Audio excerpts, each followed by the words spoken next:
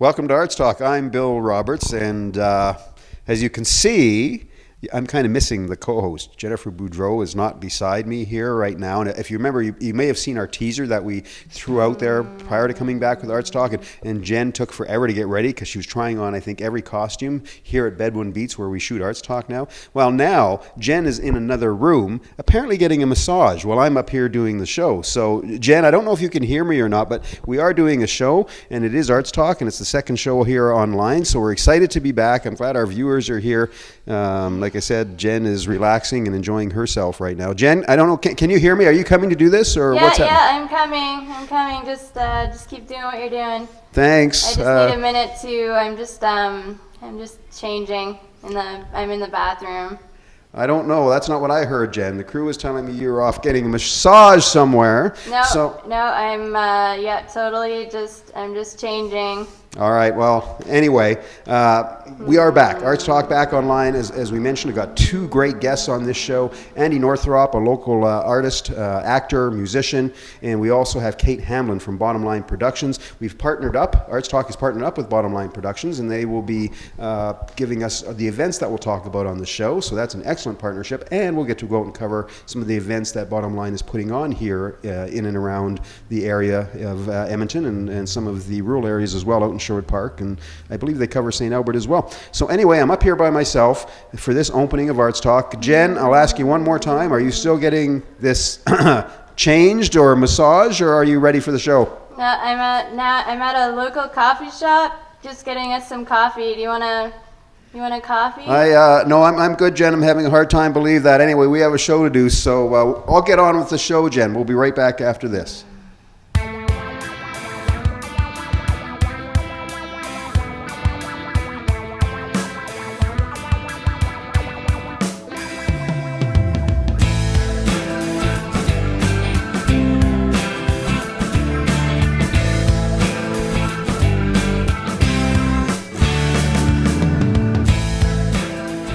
Back. We'd like to welcome the most multi-talented artist I know here in Edmonton, Andy Northrup. How are you, Andy? Hi, Bill. How you doing? I'm doing really, really well. Now, we had you on the show when we were on Shaw TV. We interviewed you out at Fort Edmonton. Exactly. But I had really short hair and no beard because for the show I was in a huge dress. Yes, you were. I saw that show, actually. Andy, you're not only an actor, you're a singer, you're a songwriter, you've done film. Like, how did you get into all this? Well, I started to act when I was a kid, as a teenager, and I started to write as a teenager, and then I looked at, about 100 tunes that I had written as a teenager, and I just thought, this is navel-gazing crap, and so I burned it all. And I came out west from New Brunswick after a bit of university and established a career for 10 years. But I knew that I wasn't going to feel alive until I started getting back to arts. So I bought a guitar and a piano and I started to write tunes. And I had a friend come in and play on a demo that I had written. And he liked it so much that he played it for a playwright he was writing a musical with. And then they called and asked me to come write a musical with them. And before I knew it, I was back in it. Incredible. Wow. Yeah. Did you perform in the musical as well? No, I stage managed that. After we wrote the score and the playwright wrote the text, we had 10 people in the show, and wow. Trial by fire, the playwright insisted that I pay my dues by stage managing the show. And before we talk a little bit about your acting career, actually, you have how many albums? 3, and I'm writing tunes for a 4th. Awesome. So you're going to be heading into the recording studio soon. Well, actually, the band that I recorded the first 2 albums with, my buddy Pat Campbell, who plays lead guitar, and he's incredible, and Ed Garrick plays bass, and he's also incredible. They came over last night, and we jammed together for the first time in 12 years, so they want to go out and play live again, and I said, well, okay, but let's try some new tunes and get into the studio and have something to go out there with, so... Awesome. I love it. What kind of style would we expect? Well, it goes all over the place, but folk rock is, for the singer-songwriter stuff, it's folk rock. Cool. Nice. Yeah, lots of roots influence, so. One morning I wake up and think I'm Steve Earle, and then the next I think I'm Joni Mitchell. So what made you decide then to get into the acting side of things? Actually, that was a fluke too. I was doing a sound design for Chris Craddock for a show called Super Ed, and we had gone to Winnipeg, and we were doing the Winnipeg Fringe, And then we were coming back, and Chris had written a show called Indulgences, and one of his actors dropped out, and he asked if I'd come in and read for a dual role, and just to give the cast a chance to work with the script. And then he and the director went off to another room and asked me to come and take over the role and do the Fringe. So that was my first acting gig, was in a show called Indulgences back in '97. Wow. And so do you prefer music and acting equally, or do you kind of prefer one over the other? Music is very close to my heart, but acting just makes me feel like I get to experience a lot of different lives, and jump in and research and experience a lot of things that Andy hasn't, but this character has. So I get to live vicariously through that. So it's just as addictive. Well, it's fun. Jen is an actress. I've been an actor, so yeah, you get to play all these different people that you're not in real life like that. No, and you guys know exactly what the draw is. I mean, again, sometimes comedy is a hoot, but the heavy drama is also really addictive and a real kick. But it's also a commitment too, right? And I've been in great shows, and then sometimes you're in a turkey, so you take your chances and you roll the dice. Oh, for sure. What would you say your most challenging role has been to date? There's always one, I can tell. Yeah, it was a heavy, and it was a one-man show. It was called A Poster of the Cosmos, and it was written by a New York playwright named Lanford Wilson, and it was about a baker from Queens who doesn't realize it, but is brought out of the closet by this man that he meets, and they become lovers, and it turns out that the individual he's fallen in love with is obsessive compulsive and a junkie and has AIDS. Wow. And he helps him through the disease and to its inevitable conclusion. It was tough, and it's a one-man show, so you're on stage for 45 minutes, and if you do it well, the audience is like at the end of the show, and if you don't do it well, they're just gone. But anyway, it worked out pretty well. It was exhausting, but it was wonderful. And Amy D. Felice directed that, so I really had a strong theater person to help me through what was a really tough script. Excellent. Yeah. What did you have to do to find the character, to get in there? It was odd because the guy was very, very base, and so it was really foul language. And because the character was caught in bed in the hospital with the corpse of the individual who was his lover, and he was covered in blood, so the cops arrested him thinking that he had murdered the corpse. So the premise of the play is that he's being interrogated by two cops that are off stage, trying to investigate whether or not he actually murdered the individual he was caught in bed with. Wow. So, on that note, Heavy. heavy note, just before we have to wrap up here, Andy, what's upcoming for you? Well, the next thing I'm going to do is a really cool project by a Serbian playwright, sponsored by the Edmonton Arts Council. We're doing it in March, and it's going to be a combination Serbian text and English text with the other language in subtitles behind us, and it's a farcical comedy about the refugee experience, about him coming from Serbia to Canada. Nice. So that's in March, and where's it going to be at? It's going to, well, we're not sure where it's going to be located, but we're thinking it could either be at the Workshop West 3rd Space or at the Serbian Church over on, I believe it's 132nd Street. Excellent. Well, Andy, thanks so much for joining us on our second show of Arts Talk back online. And again, it was great to have you on when you're at the Fort. Make sure you get out and see Andy, whether he's playing musically or whether he's acting. He's awesome. You don't want to miss it. We'll be right back after this. Thank you. It's events time on Art Talk. Brought to us by our new partner, Bottomline Productions. You got it. So we've got a lot of fun things happening, and Bottomline Productions has Jersey Boys coming to the Northern Jubilee Auditorium. So November 10th, it opens, and it closes on November 12th. I know tickets are available at Ticketmaster, and the New York Post basically says it's too good to be true for the Jersey Boys. The 2006 Tony, Grammy, and Oliver award-winning best musical about rock and roll Hall of Famers, The Four Seasons. So you want to get out and see that and get your tickets. Shadow Theater also has Constellations, play by Rick Payne. That's October 25th to November 12th, and that is a spellbinding romantic journey, and that's taking place at the Varscona. So you don't want to miss that. Ooh, no, those sound great. So we have at the Festival Place in Sherwood Park, the Pierce Brothers. They're one of Australia's must-see up-and-coming live acts. Wow. And they're multi-instrumentalists. From Australia. Yeah, I had Down to practice. I had to practice that word several times. So make sure that you check them out on October 26th.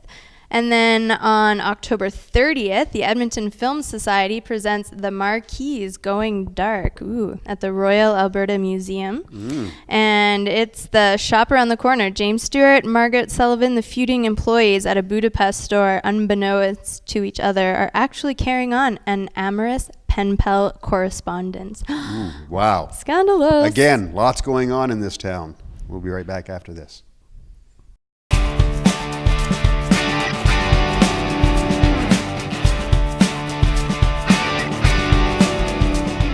Welcome back. We are here with Kate Hamblin from Bottomline Productions. If you're curious about where we get all of our cool events from, well, this would be the place. So we're super excited to have you on the show. How long have you had to know Bill? How long have I known Bill? I've known Bill for a few years now, probably about 3 years, probably since I started at Bottomline Productions. Yeah, I think I remember meeting you at Festival Place. That's right. That was a while ago. Yes. Those were the days, and she brings us all of the events that we're doing, or well, not all of them, but like a good chunk of the stuff that we talk about on the events boards. So tell us what you do for Bottomline Productions. Sure. So I'm a project manager at Bottomline Productions. So if you're not familiar with it, Bottomline Productions is a media relations, publicity, marketing company here in Edmonton, and we work with a ton of different organizations and not-for-profits within the city to help them promote their event, do marketing plans, social media, and all that sort of thing. So have sort of our hands in a lot of different projects in the city. And so what our audience may not know is we used to do events previously on the other TV station. So now that we're back online, we've decided to kind of partner with Bottomline and to promote their events. We thought that'd be an exciting partnership because they do so much in regards to events for, as you said, nonprofits and places even like Festival Place and Broadway across Canada. Absolutely. Jersey Boys is coming, which I think I'll be talking about in our events section on this show, or have actually already talked about on this show. So we hope through Bottomline we'll get out and even be able to go to some of these events, and we'll get some segments from some of them as well. Absolutely. Yeah, it'll be super nice to be able to reconnect with the local artists like we used to, and interview them before the show even, and do those kinds of things. So we're super excited for this partnership. So Kate, now you're an actress as well. I am. I do have a theater background. Yeah. I moved to Edmonton. I've been here for about 9 years. I moved from Winnipeg, actually, and I came out here to do the theater arts program at MacEwan University, and was an actor for a few years, and then found my way sort of into, I really enjoyed being the people behind the scenes. I did a few fringe shows and produced and directed a little bit of that. And then went and did the arts management program, which is how I got into being a publicist. So have you done, so with all of that then, have you done anything lately on stage or anything like that? I guess the last show that I would have done would have been 2 years ago. I was in a Walterdale show called 6 Degrees of Separation. Cool. So that's sort of the last show that I was in. I find sort of being behind the scenes keeps me pretty busy. But that's not to say that in the future that I don't want to sort of get back into it. I think when you're an actor, you always have that acting bug, and especially I find whenever I see something like a piece of theater that's really amazing, that really gets to me, I'm always like, oh, that looks so fun, and I want to do that. So I think, it's definitely, I'm not going to say it won't happen. It could definitely happen. Yeah. For sure. Well, you're doing our show right now, That's so true. that could I'm be basically a TV star. You are. Yeah. You are, and now you're even a huger star. Yeah. So what's coming up from Bottomline? Like, what are the big events? We mentioned Jersey Boys. Absolutely, yeah. So Jersey Boys is coming up in November. Some of our other clients that we work with, Festival Place, there's always a ton of shows going on there. And they have everything from blues to jazz to family shows to folk shows. There's literally something for everyone there. We also do the Brian Webb Dance Company, so he has his second performance of the season coming up at the beginning of November. Shadow Theater, their first show, Constellations, starts in October. And then moving into the Christmas season, we do Ukrainian Chumka dancers, production of the Nutcracker. So yeah, there's just a ton going on. So it's really exciting. How do you keep it all organized? Oh, lots of lists. I have like lists upon lists upon lists, and then Post-it notes, and then more lists, and tons stuff in my phone, and yeah. always tons of things happening. So how far do you guys look ahead? Like, say for an example with Broadway across Canada, I think you've done Cirque shows promotion as well, right? Yeah, absolutely. So this past summer, when Curios came through town, we were the in-town publicist for that, as well as other shows in the past that Cirque has brought through. So it sort of depends. I mean, for some of the clients that we're working with, we can look like a year in advance and know that we're going to be working with them. And then for some, it's more of a per project basis, or for some of the festivals in the city, we might start up with them maybe like 4 or 6 months before the festival. So it just sort of depends on what the need of the client is. Right. So, and you're involved with the Edmonton Street Performers Festival We too, are, right? Yes. Okay. So if a client, say a nonprofit client, has a big event coming up and they need to promote it and get it out there, how do they do that through Bottomline? Do they contact you? What do they do? Absolutely. So they can just contact us. All of our contact information is on the website, so they can email any of us. Sort of just like let us know what you need, let us know what your timeline looks like, and you know, we'll meet with you and sort of figure out how we can help you and how we can make sure that your event is a success. What's your website address? It is bottomlinepro.com. That was a good test. I I wanted to see if she could fire that off really quick.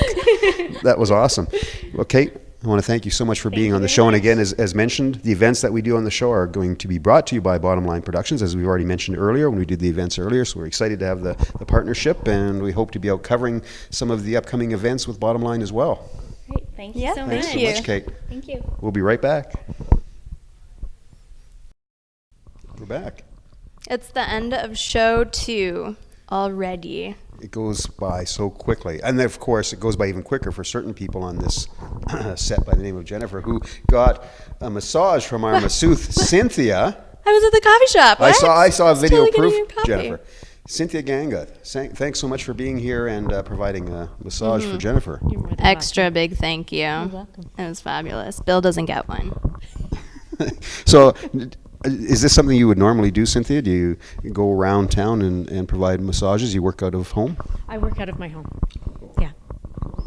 Well, I think she should be here for every Arts Talk show, don't you? If you want to get a massage, come to check out our Arts Talk shows at Bedouin Beats. That's right. You should come and check out Bedouin Beats Studio as well. So again, big thank you to Bedouin Beats, to Kazoo Productions. This is show number 2. We're so excited to be back online, and we've got so much coming up. So many things we want to cover and see and do. It's going to be a really exciting year. I can It's going hardly to be wait. fun. We had a great show here. We had Andy Northrup on, and we had Kate Hamblin from Bottomline Productions, our new partner. And as mentioned, Cynthia, My new massage here therapist. has to give Jennifer the massage. So it's exciting. It's exciting to be back. That's all I've got to say. We'll be right back. We'll see you soon. I don't want it to end. We'll see you soon. We'll see you in a couple weeks.